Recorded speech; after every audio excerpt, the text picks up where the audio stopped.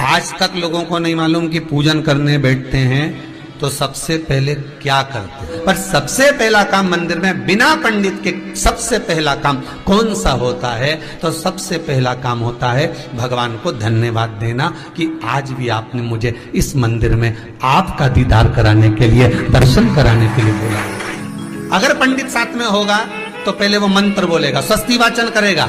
स्वस्ति वाचन करने में उसको अर्थात भगवान के लिए भी प्रसन्नता और आपके लिए भी प्रसन्नता। पर आपके पास कोई ब्राह्मण नहीं, आपको कोई स्तुति नहीं आती, आपको कोई मंत्र नहीं आता, आपको कोई साधना नहीं आती, आपको कोई तप नहीं आता, पर आप इतना तो कर सकते हो कि भगवान के मंदिर में जाकर उनको धन्यवाद दे सकते हो कि तेरी कृपा है जो मुझे चलकर यहां तक बुला लिया, 2 कदम चलाया, यहां तक बुलाया, ये तेरी कृपा है। और बड़ी कृपा करी जो डलिया भर के पूजन का सामान भी लाई, बड़ी कृपा करी जो दूध भरकर भी लाई, बड़ी कृपा करी जो कलश भरकर भी लाई। कितने लोगों का फायदा है कलश भरकर मंदिर ले जाने में? देखिए जरा कितने लोगों का फायदा। हिंदू धर्म में विष्णु पुराण में, पद्म पुराण में लिखा है, सौभाग्यवती नारी जब भरा हुआ पानी का लोटा लेकर कलश लेकर जाती है और उसको देखकर कोई व्यक्ति निकल कर चले जाता है तो जिस काम के लिए जाता है वो काम सफल हो जाता है। मंदिर का ही लोटा, मंदिर का ही पानी, सिर पे पल्लू लेके हर हर महादेव बस शिव जी के चढ़ा रही और इतने प्रेम से रिझा रही। अब फ्री का पानी था तो एक लोटे में मन भी नहीं माने। अरे करा तो भगवान के सम्मुख में पहुंचकर अगर आप जल का पात्र भी लेकर जा रहे हो, भरा हुआ लेकर जा रहे हो, तो कितनी प्रसन्नता की बात।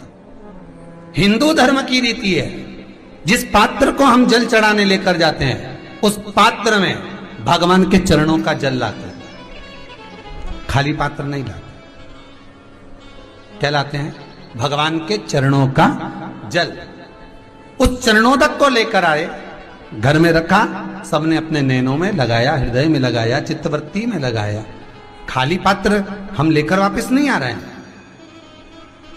शिव मंदिर में जब जब जाओ, जल चढ़ाने के लिए जाओ, पात्र तुमने शंकर जी को पूरा पानी चढ़ा भी दिया तो शंकर के चरणारविंद का थोड़ा सा जल पात्र में डाल के भले 2 बूंद लाओ, 4 बूंद लाओ, इतना सा लाओ, पर लाओ और उसको पूरे परिवार के नेत्रों में जब लेकर आए हो चरणोदक तो लगाओ।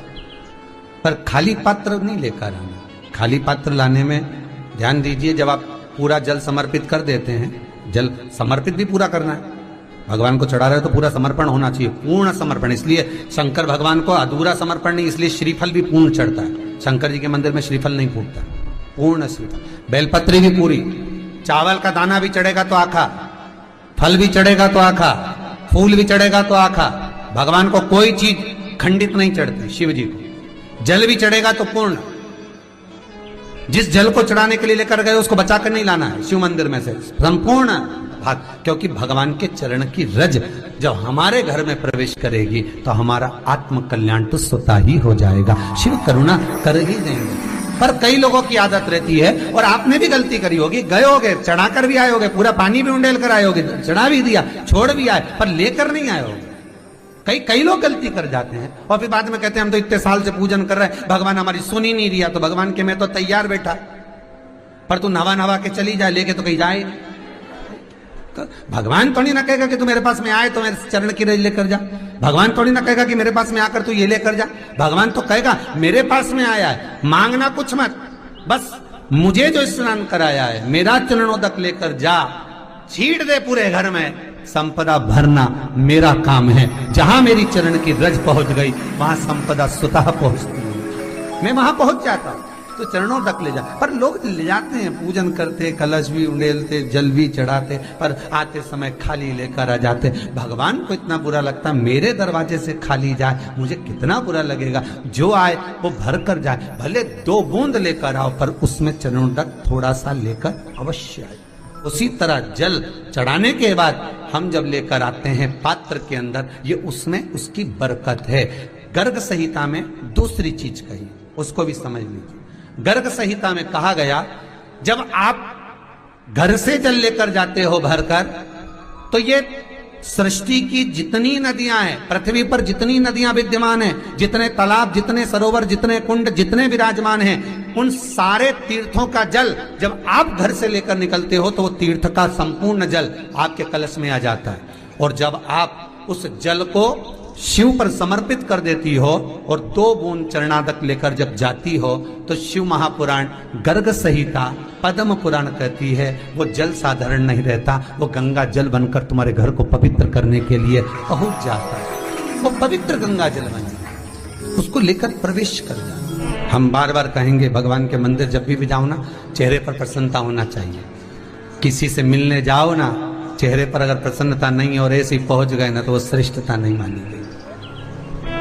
तुम तुम्हारी बहन के घर जाओ, सती मैया जलकर भस्म क्यों हुई? माता सती के भस्म होने का कारण क्या था?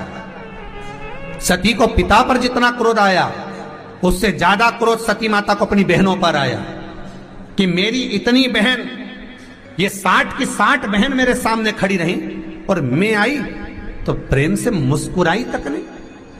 आप किसी के यहाँ जाओ और कोई के यहाँ पहुंचे और जाते से ही आप उस पहुंचे और कहा जी जी राधे राधे, जय श्री कृष्णा, हर हर महादेव, श्री शिवाय नमस्तुभ्यम, ओम नमः शिवाय आपने बोला और उसके चेहरे पर प्रसन्नता नहीं आया तो ऐसे घर में जाने से कोई फायदा है क्या?